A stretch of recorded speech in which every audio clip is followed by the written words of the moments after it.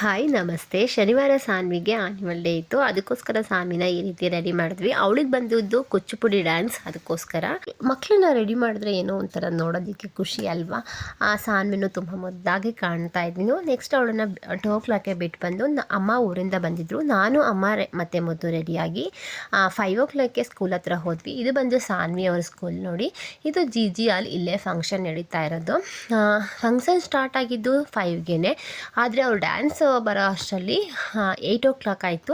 ಅವ್ರು ಡ್ಯಾನ್ಸ್ ಎಲ್ಲ ಮುಗಿಸ್ಕೊಂಡು ಮನೆಗೆ ಬರೋ ಅಷ್ಟರಲ್ಲಿ 9 ಆಗೋಯಿತು. ಮಕ್ಕಳಿಗೆಲ್ಲ ತುಂಬಾ ಸ್ಟ್ರೈನ್ ಆಗಿದ್ದರು. ನಾನು ಸಾನ್ವಿಗೆ ಯಾವ ರೀತಿ ರೆಡಿ ಮಾಡಿದೆ, ಹಾಗೆಯೇ ಅವಳ ಮೇಕಪ್ಗೆಲ್ಲ ಯಾವ ಕ್ರೀಮ್ನ ಯೂಸ್ ಮಾಡ್ತೀನಿ, ಹೇರ್ ಸ್ಟೈಲ್ ಹೇಗೆ ಮಾಡಿದೆ ಎಲ್ಲ ನಾನು ಲಾಂಗ್ ವೀಡಿಯೋದಲ್ಲಿ ಶೇರ್ ಮಾಡ್ತೀನಿ. ಟೈಮ್ ಇದ್ದಾಗ ಹೋಗಿ ಚೆಕ್ ಮಾಡಿ. ಹಾಗೆಯೇ ನನ್ನ ವಿಡಿಯೋ ನಿಮಗೆ ಯೂಸ್ ಆಗಿದ್ದರೆ, ಇಷ್ಟ ಆಯ್ತು ಅಂತ ಹೇಳಿದ್ರೆ ಲೈಕ್ ಮಾಡಿ, ಶೇರ್ ಮಾಡಿ, ಸಬ್ಸ್ಕ್ರೈಬ್ ಮಾಡ್ಕೊಳ್ಳಿ. Thank you for watching. Bye, take care, good night.